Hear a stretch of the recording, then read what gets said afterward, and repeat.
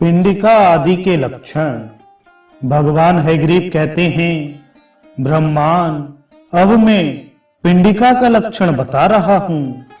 पिंडिका लंबाई में प्रतिमा के समान ही होती है, परंतु उसकी ऊंचाई प्रतिमा से आधी होती है। पिंडिका को 64 कुटों से युक्त करके नीचे की 2 पंक्ति छोड़ दे और उसके ऊपर का जो कोष्ठ है उसे चारों ओर दोनों पार्श्वों में भीतर की ओर से मिटा दे। इस तरह ऊपर की 2 पंक्तियों को त्याग कर उसके नीचे का जो एक कोष्ठ है उसे भीतर की ओर से यत्न पूर्वक मिटा दे। दोनों पार्श्वों में समान रूप से यह क्रिया करे। दोनों पार्श्वों के मध्यगत जो 2 चौक हैं उनका भी मार्जन कर दे।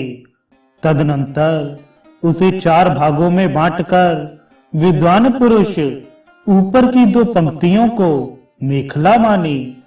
मेखला भाग की जो मात्रा है उसके आधे मान के अनुसार उसमें खाद खुदाए।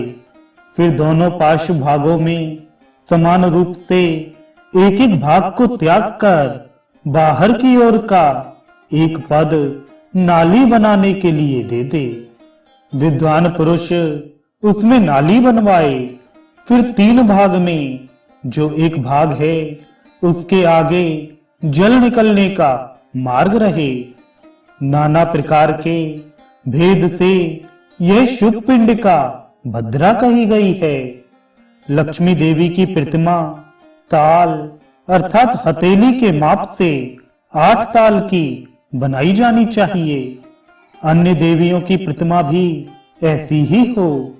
दोनों भुहों को नासिका की अपेक्षा 1-1 जौ अधिक बनाए और नासिका को उनकी अपेक्षा 1 जौ कम। मुख की गोलाई नेत्र गोलक से बड़ी होनी चाहिए। वह ऊंचा और टेढ़ा मेढ़ा ना हो। आंखें बड़ी बड़ी बनानी चाहिए। उनका माप 3.25 जौ के बराबर हो। नेत्रों की चौड़ाई उनकी लंबाई की अपेक्षा आधी करे। मुख के एक कोने से लेकर दूसरे कोने तक की जितनी लंबाई है उसके बराबर के सूत से नापकर कान का पूरा घेरा बनाए। उसकी लंबाई उक्त सूत से कुछ अधिक ही रखे। दोनों कंधों को कुछ झुका हुआ और एक कला से रहित बनाए। ग्रीवा की लंबाई 1.5 कला रखनी चाहिए। वह उतनी ही चौड़ाई से भी सुशोभित हो। दोनों उरुओं का विस्तार ग्रीवा की अपेक्षा 1 नेत्र कम होगा। घुटने, पिंडली, पैर, पीठ, नितंब तथा कटिभाग इन सब की यथा योग्य कल्पना करे।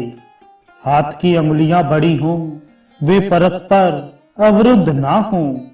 बड़ी अंगुली की अपेक्षा छोटी अंगुलियां 7वें अंश से रहित हों। जंघा, उरु और कटी इनकी लंबाई क्रमशः 1-1 नेत्र कम हो।